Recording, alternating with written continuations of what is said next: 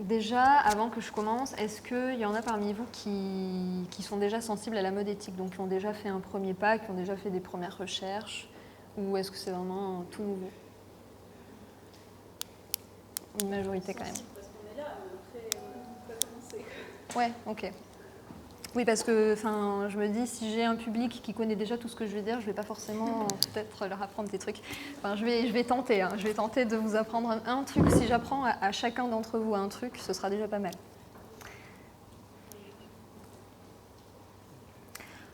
Donc en fait, cette petite table ronde, j'ai choisi de l'appeler « Pourquoi et comment passer à la mode éthique ?» Donc je vais diviser ça en deux temps. Le pourquoi, là c'est avant tout moi qui vais parler, même si peut-être que vous allez savoir des choses ou aussi que vous allez vouloir ajouter à mon propos. Mais c'est avant tout, voilà, je vais vous donner des choses factuelles qui font que moi, il y a 2 ans maintenant, j'ai décidé que c'est fini, je n'y allais plus jamais chez Zara. Donc voilà, la première partie c'est ça, pourquoi.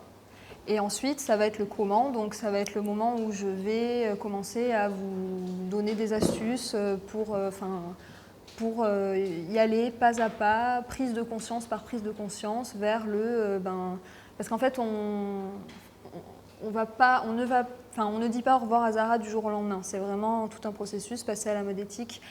Pour souvent des questions de budget, c'est difficile, donc il faut y aller progressivement. Et donc c'est ça que je vais aborder. Ça va être la question comment. Comment est-ce qu'on s'y prend? Donc commençons par le pourquoi. En général, c'est la partie moins rigolote en fait. C'est un constat. Pourquoi est-ce que moi j'ai décidé de passer à la mode éthique? Moi je vois avant tout 3 raisons. La première, c'est pour la planète. En fait, ça va dépendre vraiment des affinités de chacun. Il y en a ça va être pour la planète, ça va être pour les hommes. On va dire pour l'éthique, parce qu'il y en a, dans mode éthique, ça peut être on va dire pour les êtres vivants. Je vais englober le tout. Donc pour les hommes, non, pour la planète, pour les êtres vivants, et la troisième chose, c'est pour soi. On peut commencer pour soi. Je vais commencer par ceux dont on parle le plus souvent, c'est-à-dire la planète. L'industrie de la mode, c'est la deuxième industrie la plus polluante au monde. Parce qu'il y a des émissions de CO2, et ce n'est pas uniquement la chose qu'il faut considérer. Il y a la pollution de l'eau qui fait d'énormes ravages en fait, dans tous les pays asiatiques dans lesquels la fast fashion fait produire. 20% de la pollution des eaux est attribuée aux différents traitements et teintures de l'industrie textile. L'industrie textile, on n'en parle pas encore, mais ça va arriver parce qu'en fait, voilà, elle pollue au niveau du CO2, elle pollue les eaux. Les vêtements, ils ont besoin de recevoir des traitements, les vêtements qui ne sont pas labellisés bio, ils ont besoin d'avoir des traitements hyper chimiques en fait.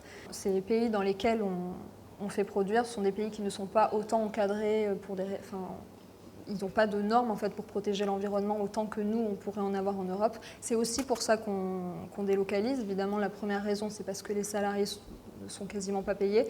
Mais la deuxième raison, c'est parce que, et notamment, je pense au traitement du cuir, pourquoi est-ce que c'est délocalisé? C'est parce qu'il y a des produits chimiques qui ne sont pas autorisés d'être utilisés en Europe, alors qu'on a le droit de le faire en Asie. Donc tous ces produits chimiques qui sont utilisés pour traiter les textiles, ça part dans l'eau. L'eau qui est utilisée pour la consommation locale, produire l'alimentation locale, l'eau qui est utilisée, qui coule dans les robinets de la population locale, dans lesquels ils se baignent. Pour la population locale, c'est une véritable catastrophe. Donc constat écologique, pas top. Le deuxième constat, comme je l'ai dit, c'est le constat éthique que vous connaissez tous. Les entreprises de fast fashion produisent au Bangladesh, en Chine. Maintenant, le nouvel Eldorado, c'est l'Éthiopie. C'est encore moins cher. Donc, c'est vraiment toujours au rabais. Même s'il y a des réglementations là-bas qui se mettent en place, notamment en Chine, ils commencent à un petit peu parler du droit des travailleurs, etc. En fait, dans les faits, c'est pas du tout respecté. Il y a un super documentaire à ce sujet qui s'appelle « Le monde selon H&M », qui montre en fait que, c'est des journalistes français qui sont partis en Chine et qui ont vraiment enquêté en fait sur, parce que H&M c'est une entreprise de fast fashion qui se targue de faire énormément d'efforts au niveau de l'éthique. c'est vraiment dans leur communication, hein. Ça se retrouve partout. Enfin, ils font d'énormes efforts, grâce à eux, enfin, ils en sont presque à parler de commerce équitable, enfin, c'est assez ahurissant. Depuis le Ratapana, on a Depuis, non, c'était quand même pas dans la communication avant le Rana Plaza. Non, oui. Donc en fait, ils ont mis justement depuis donc le Rana Plaza, pour ceux qui ne savent pas, c'est un événement qui a eu lieu en 2013, je crois bien, qui a fait près de 1500 morts au Bangladesh. En fait, donc c'était un immeuble dans lequel travaillaient des ouvrières surtout, enfin des ouvriers textiles dans des conditions totalement insalubres, dans des bâtiments du coup qui n'auraient pas dû être utilisés parce que branlants, insalubres, enfin.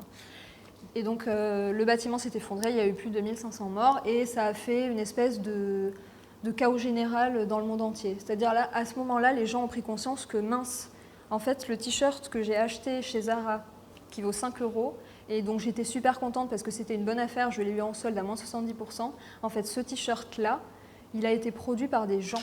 Il y a des gens qui, avec leurs mains et leurs machines à coudre, ont cousu mon t-shirt. En fait, on a pris conscience que c'était pas sorti comme ça de nulle part. Il y avait des gens derrière tout ça. Et le fait en fait de réaliser, c'est un truc qu'on n'avait jamais réalisé avant. Le fait de voir tous ces morts, enfin, les images en fait qu'on voit, c'est des gens qui pleurent, c'est des gens qui ont perdu leurs femmes, leurs enfants. Enfin, du coup, il y avait de l'affect. Et à ce moment-là, en 2013, on a commencé un petit peu à parler de mode éthique, et puis ça s'est un petit peu essoufflé parce que on est revenu un petit peu à nos tracas quotidiens, etc. Maintenant, bon, ça repart un peu. Mais depuis ça, les grandes enseignes de fast fashion et H&M en tête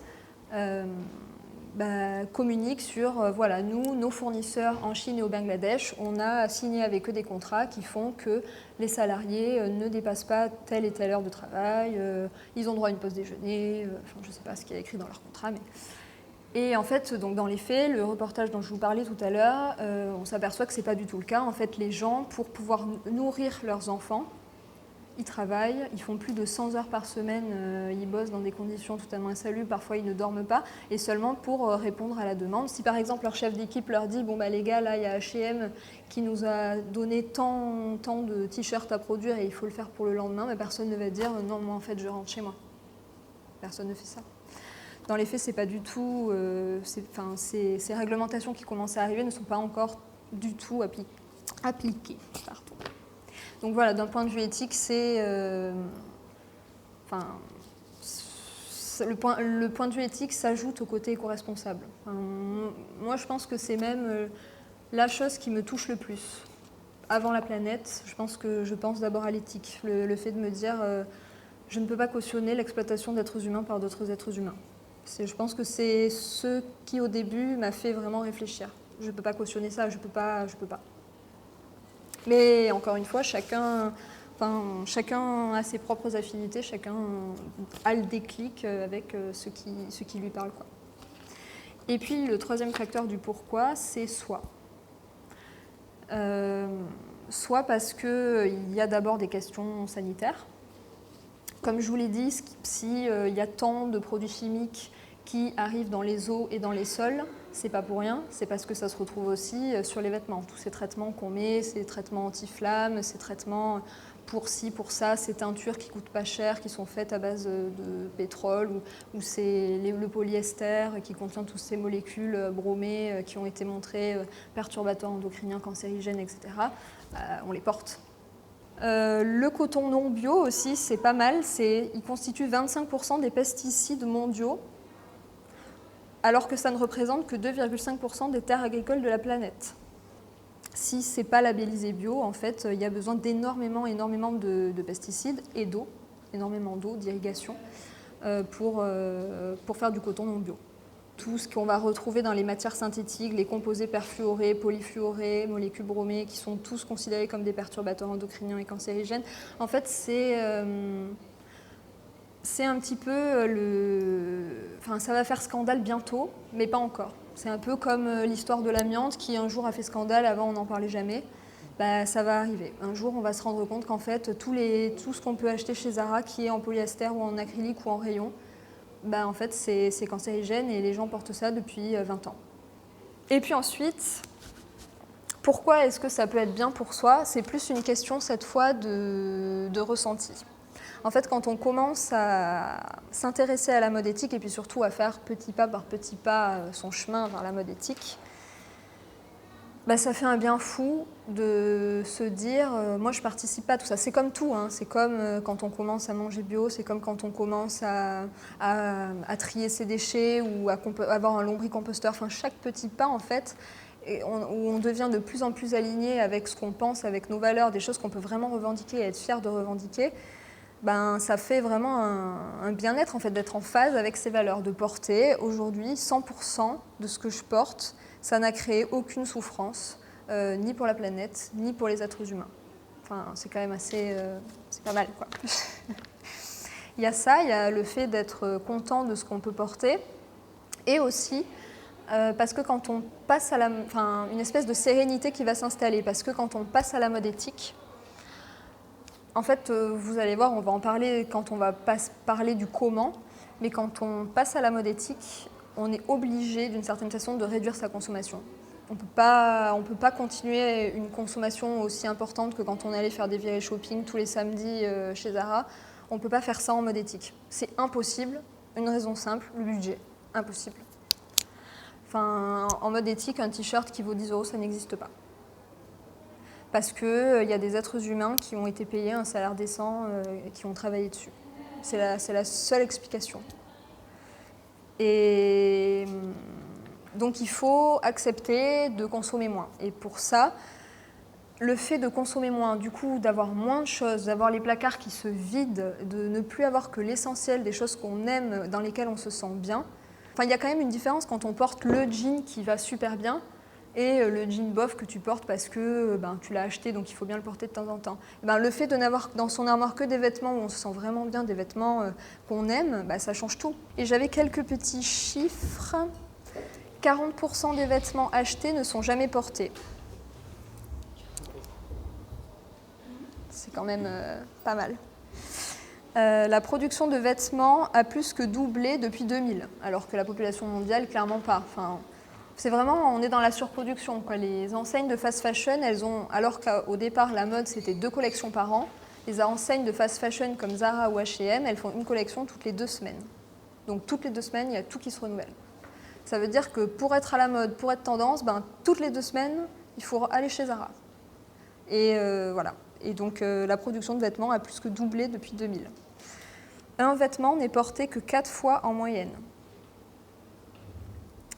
En moyenne, au Royaume-Uni, une femme dépense 300 € de vêtements qu'elle ne portera jamais. Oui, donc en plus de ça, en plus de se sentir bien, mine de rien, on s'y retrouve en fait au niveau économique, parce que tous ces vêtements qu'on achète et qu'on ne porte pas, on les place plutôt vers un choix plus conscient, plus éthique, mieux pour la planète, qui nous ressemble plus, qui ressemble plus à nos valeurs. Voilà pour ce que moi, ce à quoi je pense quand on me demande pourquoi est-ce que tu as fait le choix conscient de passer vers une mode plus responsable. C'est un peu tous les sujets auxquels je pense, et c'est tous ces sujets-là qui me permettent d'être fière d'avoir changé un petit peu ma vie de ce côté-là. Est-ce que vous avez déjà des questions sur cette première partie du pourquoi? Non? On passe au comment? Oui. Ça t'arrive des fois de parler de virées shopping, d'aller avec des copines avant dans les anciennes chaînes qui parlaient, ou tu refuses du coup d'aller faire la virée? Non, je refuse pas d'aller faire la virée. Je suis plus du coup conseillère shopping. Du coup, j'y vais pas pour moi. Après, c'est aussi intéressant de regarder ce qui se fait, de regarder les tendances, parce que je me suis toujours intéressée à la mode, donc de voir vers quoi ça va, de regarder un petit peu ce qui se fait, c'est intéressant. Du coup, mais non, je suis pas catégorique. Non. Pas de raison que je rentre pas dedans. Une vieille shopping entre copines, c'est toujours sympa. Est-ce que pour toi, un vêtement peut être éthique s'il est éthique au niveau de la confection et conditions de travail, mais qu'il n'est pas local?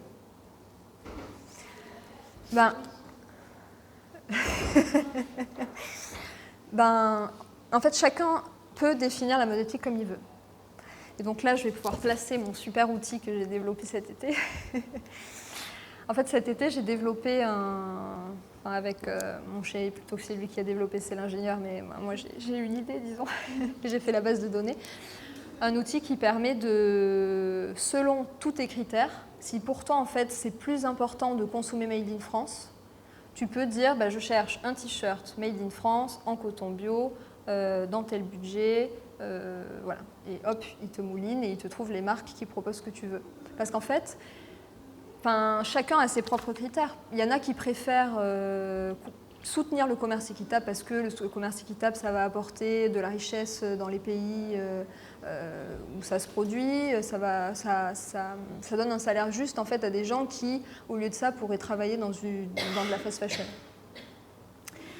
Mais à côté de ça, il y a le savoir-faire français qui se perd. On pense notamment, je ne sais pas si vous avez entendu le fondateur de la lingerie indiscrète qui s'est suicidé cet été, parce que le Made in France c'est très très dur. Mais voilà, il y en a qui préfèrent le Made in France, il y en a qui préfèrent les Bangladeshis bien payés, ce qui est très bien. Pourquoi chaque pas compte? Parce que tant qu'on se dit, avant de faire quelque chose, il faut que je sois parfait, du coup on ne fait jamais ce pas vers la perfection parce que c'est impossible. Du coup, on ne fait rien. Et alors qu'en fait, les marques Zara, H&M, etc., elles n'attendent que qu'on leur demande qu'elles fassent mieux pour faire mieux. Parce que la loi de l'offre et de la demande, c'est ça. Si nous, on veut ça, elles vont nous donner ça. Si la demande, en fait, leur demande de bien payer leurs ouvriers, sinon, il y avait l'entreprise iBoycott qui a explosé. Enfin voilà, si les citoyens demandent aux marques de faire mieux, elles feront mieux. Et donc, si on leur demande d'abord de passer à du coton bio, puis ensuite qu'on leur demande de faire ci, puis ensuite qu'on leur demande de faire ça, elles vont le faire. Et donc c'est pour ça que chaque petit pas, chaque petite décision de consommateur qui va aller décider de consommer un peu plus chez cette marque plutôt que d'aller voir si Zara ne fait pas la même chose, ça va être un signal au marché. En fait, ça va faire un plus dans un chiffre d'affaires d'une entreprise qui fait des efforts et un moins chez Zara. Zara qui va du coup rétablir un petit peu son offre, forcément. Parce que le but de Zara, c'est de faire du chiffre d'affaires. Vas-y. Qu'est-ce que tu as fait de tes vêtements avant cette époque? Ça va me permettre de faire la transition vers le comment. Parce que c'est par là qu'il faut commencer. En fait, avant de se lancer dans la mode éthique, il faut ouvrir grand son placard et regarder ce qu'on garde. Donc, c'est vraiment le point de départ. Je vous expliquerai ensuite comment j'ai fait moi pour trier. Mais sinon, ce que j'en ai fait, c'est que moi, j'ai gardé ce que j'aimais. Et puis, j'ai donné ou vendu le reste. Mais par contre, il n'y a pas eu de, si c'est ça ta question, il n'y a pas eu de mince, c'est Zara, je jette. J'ai vraiment gardé, si c'était une pièce de Zara que j'avais achetée avant, je l'ai gardée. Donc pour en revenir au tri, je pense que la meilleure façon, c'est de faire 4 piles. La pile, je garde. La pile, ça, je sais pas. La pile, ça, soit je donne, soit je vends. Et la 4e pile, merde. Hein? Je jette. Je jette. Enfin, je recycle. Oui. Attention. Dans le textile, tout se recycle. Il ne faut pas jeter le textile. Donc pour le je garde, je pense que c'est simple, tout le monde sait ce dans quoi il est bien, ce qui lui va, ce qui a peut-être une histoire pour lui, ce qui le met en valeur. Il y a souvent pas mal de conseillères en style qui parlent des couleurs qui vont plus ou moins bien. Ça sert vraiment à rien de garder un t-shirt qui, quand vous le mettez, ça vous fait une tête de fatigué. Ça sert à rien. Parce que ce t-shirt-là, vous n'allez jamais aller vers lui. Et ça ne sert à rien qu'il soit là dans votre armoire. Autant le vendre, qu'il aille chez quelqu'un à qui ça fera plaisir, à qui ça ira bien, ça fera un joli teint de quelqu'un de réveillé et pas de fatigué. Et puis ensuite, une fois qu'on a ça, s'il y a par exemple dans notre garde-robe, je ne sais pas, une chemise avec un imprimé qu'on adore, mais qui ne nous va plus du tout à cause de la taille ou qui a toujours été trop petite, ou je ne sais pas, ou la coupe ne nous va plus, ou on a récupéré ça chez notre mère parce qu'on aimait bien l'imprimer, mais en fait ça ne nous a jamais allé, et du coup ça traîne dans le... pourquoi pas en faire autre chose. Si l'imprimé nous parle, autant ce qu'on appelle l'upcycling. Il y a des cours avec, je ne sais pas si vous avez entendu parler des philanthropes à Lyon. Elles proposent des cours pour revaloriser en fait les choses avec du tissu. Donc je ne sais pas, moi par exemple avec une vieille blouse, vous pouvez faire une housse de coussin, vous pouvez faire des trousses, vous pouvez faire, je ne sais pas si vous avez, moi je ne suis pas du tout, je ne sais rien faire avec mes 2 mains, mais si vous avez un peu de créativité, vous pouvez en faire plein de choses. Ensuite, dans la catégorie je donne, je vends, du coup, parce que forcément, faire le tri, ça veut dire enlever tout ce qui ne va pas. Pour je donne, je vends, là j'ai plein d'alternatives. La première pour donner, c'est les associations solidaires, donc Emmaüs, le Secours populaire, le Secours catholique, toutes les associations qui vont ensuite redistribuer vos vêtements à des gens qui sont plus dans le besoin. Vous pouvez aussi, donc ça c'était pour la catégorie je donne, et puis ensuite pour la catégorie je vends, moi il y a une application que j'adore qui s'appelle Vinted, je ne sais pas si vous connaissez, c'est vraiment une application sur laquelle vous vendez hyper facilement, vous achetez hyper facilement, ça marche super bien, on trouve vraiment de tout pour toutes les tailles, ouais, c'est super. Mais il y a aussi toutes les autres plateformes en ligne, V-Dressing, Vestiaire Collective, tout ça, sur lesquelles vous pouvez trouver, surtout vendre pas mal de choses, ou participer à des vides-greniers ou des vide-dressing organisés. Et ensuite, pour la partie recyclage, donc en fait, tout le textile se recycle.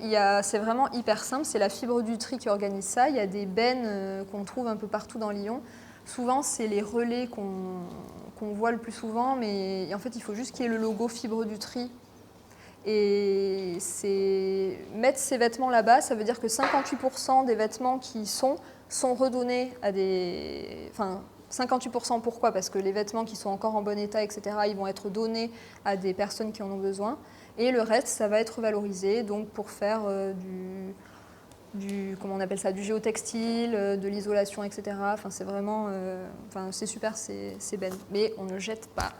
Et ensuite, le dernier carton, c'est le carton je ne sais pas. Parce que celui-là, ouais, c'est vrai, il me plaît, mais pas trop, je sais pas. Il me plaît, mais je le mets jamais. Donc, le carton je sais pas, ça c'est une idée de Bea Johnson.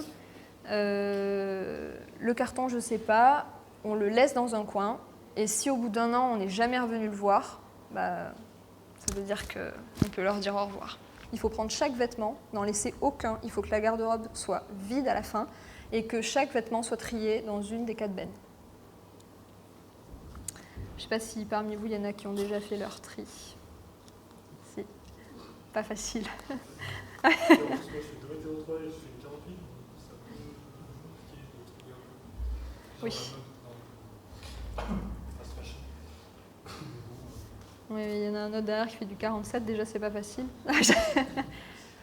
mais chez Good Behavior à Lyon, je sais pas, c'est une boutique de chaussures. Et ils ont pas mal de trucs. Là, ils nous disaient ce matin que... Oui, c'est vegan, mais c'est éthique surtout. Ils nous disaient ce matin qu'ils allaient avoir un gros arrivage de modèles en plus de 47, quoi. Donc, oui. Voilà, pour l'info. Donc ensuite, une fois qu'on a fait le tri, vient la question, maintenant, tout ce qui va rentrer, maintenant, je suis conscient de ce que je vais acheter. En fait, il faut que le besoin arrive avant le fait de se dire « il faut que je l'achète ». Parce que parfois, souvent, c'est l'inverse. On a l'envie de l'acheter, on l'achète, et puis ensuite, on va lui trouver une utilité. En fait, il faut que ce soit l'inverse. Il faut en avoir besoin et aller l'acheter. Mais c'est presque vital, en fait, de faire ça. Enfin, vital, non, c'est pas vital, mais pour la carte bleue, c'est vital. Si on compte, comme je disais, c'est pas possible, en fait, d'avoir la même consommation en désirant consommer de manière responsable. Parce qu'en fait, le business model de la mode tel qu'il est aujourd'hui, c'est faire consommer toujours plus, toujours plus, toujours plus. Comme on l'a vu, la production de vêtements a doublé depuis 2000, alors que la population, elle a clairement pas doublé depuis 2000. Ça veut dire que les marques ont réussi à nous faire croire qu'on avait besoin de tout ça tout le temps. Et le business model de la mode tel qu'il est aujourd'hui, c'est vraiment ça. C'est de faire des... Et pourquoi est-ce qu'il y a des collections toutes les 2 semaines? C'est la même chose. C'est parce qu'il faut constamment changer, acheter. Et le modèle tel qu'il est aujourd'hui, il n'est pas tenable et c'est pas possible de garder ce même modèle économique et de le remplacer par juste une éthique ou des conditions de production un petit peu plus éco-responsables. C'est pas possible en fait, il faut juste produire moins. Et pour qu'il y ait moins de production, il faut consommer moins. Tout est relié, enfin, c'est vraiment un cercle, la production et la consommation. Voilà, donc identifier ses besoins, ça me paraît primordial. Et une fois qu'on a identifié ses besoins, c'est à ce moment-là qu'on se dit, ben, maintenant, cet achat, j'en ai besoin, vers quoi je me tourne? La tendance et l'éco-responsabilité, c'est deux choses qui souvent ne fonctionnent pas ensemble. Et parce que la tendance, comme on l'a vu, c'est éphémère, c'est les collections qui changent toutes les 2 semaines, etc. Et l'éco-responsabilité, au contraire, c'est des vêtements qui vont durer plus longtemps, c'est des vêtements qu'on va pouvoir utiliser plus souvent, donc souvent avec des coupes un peu plus sobres, avec des couleurs un peu plus sobres. Enfin voilà, c'est deux choses en fait qui sont un petit peu antinomiques, qui ne fonctionnent pas ensemble. Donc voilà, l'occasion, ça permet au moins d'avoir éthique, éco-responsabilité et tendance. Et de payer moins cher aussi, et moins cher par exemple que si on se tournait vers du Made in France ou quelque chose de plus éthique. Donc pour consommer d'occasion, comme je l'ai dit, il y a Vinted qui est une appli super, il y a des dépôts-ventes comme la Chouette Curieuse à Lyon, un super dépôt-vente, il y a des friperies, des associations, donc les mêmes associations, enfin Emmaüs notamment, je pense. On peut aussi louer ses vêtements, je ne sais pas si vous avez entendu parler de ça, mais notamment par exemple si vous avez un mariage ou une soirée, donc c'est-à-dire une occasion où vous allez devoir acheter une robe que vous allez peut-être ne porter qu'une seule fois. Donc là, il y a pas mal d'applis qui existent pour louer, le Closet notamment, que j'ai déjà utilisé, qui est super, et les cachotières. Et Panoply aussi, Panoply avec un Y, ça c'est plus pour tout ce qui est luxe. Donc par exemple, si vous avez un jour envie d'arriver à un événement avec un sac de luxe, vous pouvez l'avoir loué pour 30 € la journée. Voilà. Et puis ensuite, il y a acheter du neuf. Alors acheter du neuf, donc comme je vous le disais, j'ai développé le générateur de marquises qui vous permet de trouver les marques qui correspondent à vos critères. Donc ça peut être une aide. Enfin, moi je sais que quand je me suis mise à la mode éthique, en fait le problème c'est de les trouver, ces marques de mode éthique, parce que comme elles payent raisonnablement leurs salariés, elles n'ont plus d'argent pour faire de la com. Donc on ne les voit pas. Donc voilà, le générateur de marquises, au moins ça vous permet, vraiment j'ai essayé d'avoir le plus de types de vêtements possibles, donc vous pouvez rechercher un pantalon, un manteau, des chaussures, je sais pas, avec le plus de critères éco-responsables et éthiques possibles, donc que tout le monde puisse s'y retrouver. Sinon, allez sur les sites des marques éthiques et en général, si elles ont une démarche soit éthique, soit éco-responsable, soit les deux, elles ont toujours un petit onglet à propos où elles parlent de ce qu'elles font. Une marque qui fait des efforts, donc qui a choisi de réduire ses marges, son but, c'est quand même au final de se faire un peu d'argent. Donc elle ne va pas passer sous silence tous ses efforts. Ça va forcément être écrit. Et puis pour ceux qui savent faire quelque chose de leurs mains et qui ne sont pas comme moi, pour avoir quelque chose de neuf qui arrive dans sa penderie, il y a aussi la couture. Je ne sais pas si parmi vous, il y en a qui savent manier la machine à coudre. Voilà, c'est... Il reste encore la question de... le choix du tissu. Et c'est moins cher sur le marché, mais aucune traçabilité. Non, et souvent, et, sur le marché... sur Internet, c'est emballé, on ne choisit pas le métrage. Alors moi, je ne suis pas la meilleure personne pour conseiller sur tout ça parce que, encore une fois, je ne sais rien faire avec mes 10 doigts, donc c'est compliqué. Mais il y a, comment ça s'appelle, le site Biotissu.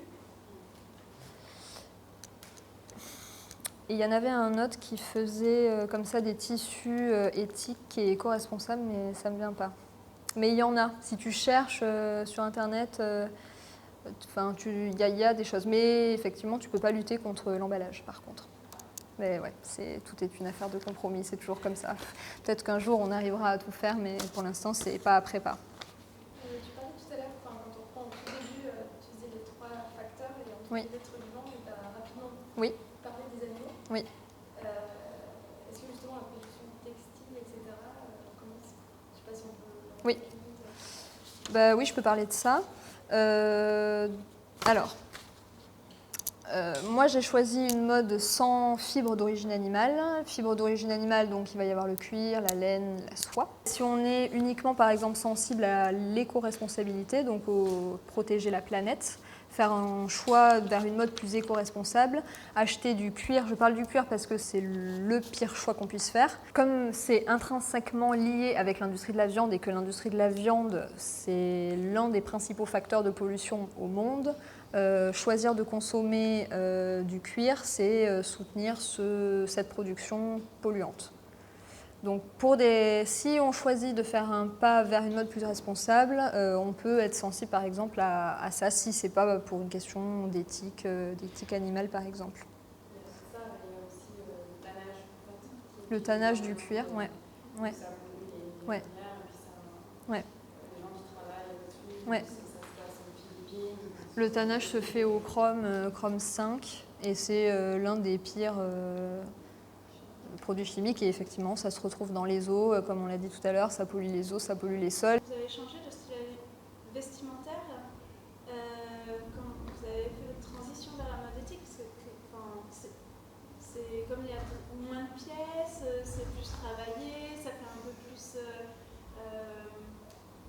ça fait moins les mêmes basiques qu'il y a dans H&M, etc.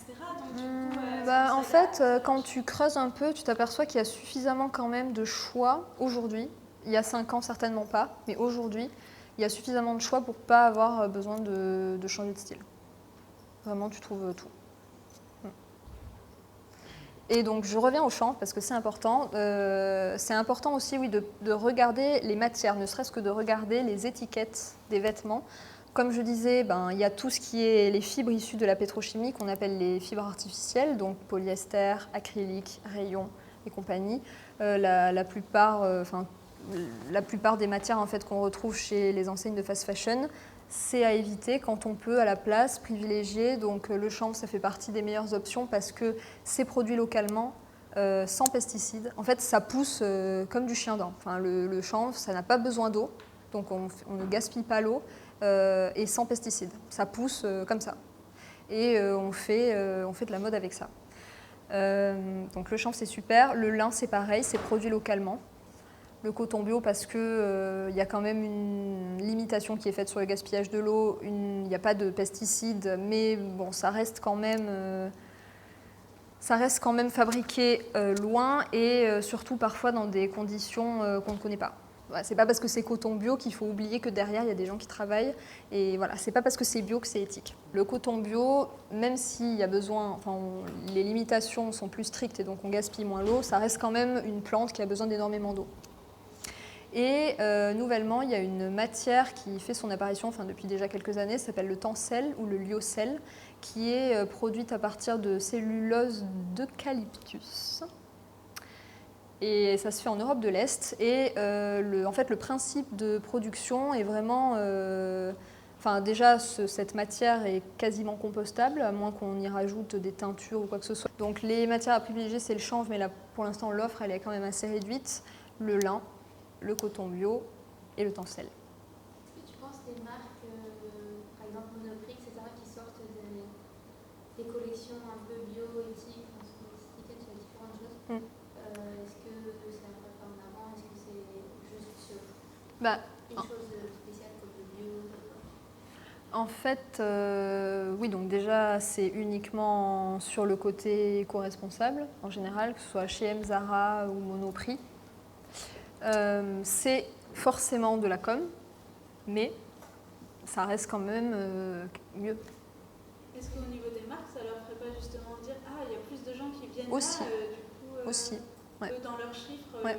ils La demande augmente pour ce genre de Je pense que c'est pour ça d'ailleurs qu'ils ont fait cette partie-là, c'était pour tester. une partie, c'était pour tester le marché, une partie.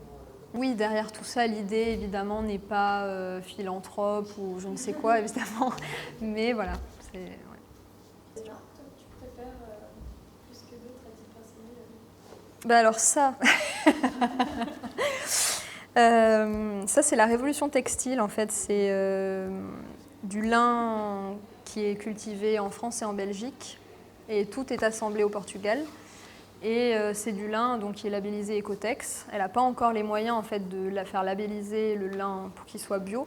Mais parce que en fait, c'est ça, enfin, même les marques sont obligées d'y aller pas à pas parce qu'il faut de la demande, il faut des gens qui suivent et qui leur permettent d'avoir un peu de chiffre d'affaires pour pouvoir investir ailleurs. Et puis elle est vraiment engagée. On va sur son site, on sait tout. Enfin, c'est vraiment transparent, mais tout. Enfin, on sait même la composition du prix. Quand on achète un t-shirt tel prix, on sait ce qui revient à la marque, quoi. Et c'est pas beaucoup. Elle peut pas faire de solde, par exemple. Ça, c'est la marque Blune, B-L-U-N-E. Ça, c'est une petite marque française qui fait fabriquer au Portugal. Et pour celles qui vont chercher à... c'est du tencel. Elles utilisent un peu de tencel, elles utilisent du coton, mais ce n'est pas du coton bio. Elles ne sont pas forcément sur le côté éco-responsable, mais voilà, on va retrouver des matières parfois qui conviennent. Mais pour toutes celles, parce que c'est que féminin, et pas pour les garçons, qui cherchent le côté tendance, en fait, c'est une marque vers laquelle on peut se tourner. Dans ce genre-là, il va y avoir... la marque Atise, A-A-T-I-S-E. C'est une marque française qui est fabriquée en France sur demande, qui a commencé à utiliser du polyester, mais là qui commence à introduire du tencel. Enfin, là, comme ils ont lancé une campagne Lune qui a super bien marché, donc qui leur a permis de faire des efforts et du coup d'utiliser du tencel dans leur collection. Il y a We Are Lemonade aussi qui fait ce genre de marque un petit peu mode éthique et tendance. Voilà, et la marque Balzac Paris, pareil, qui fait fabriquer au Portugal. We Are Lemonade, Portugal aussi. Enfin, il y a vraiment plein de marques à découvrir. On a l'impression comme ça qu'il n'y a rien, mais il y a plein de choses. Voilà. Votre question, peut-être? Oui, parce que on peut dépasser l'horaire. Bon, je me tais. Je vous en prie. Merci à vous.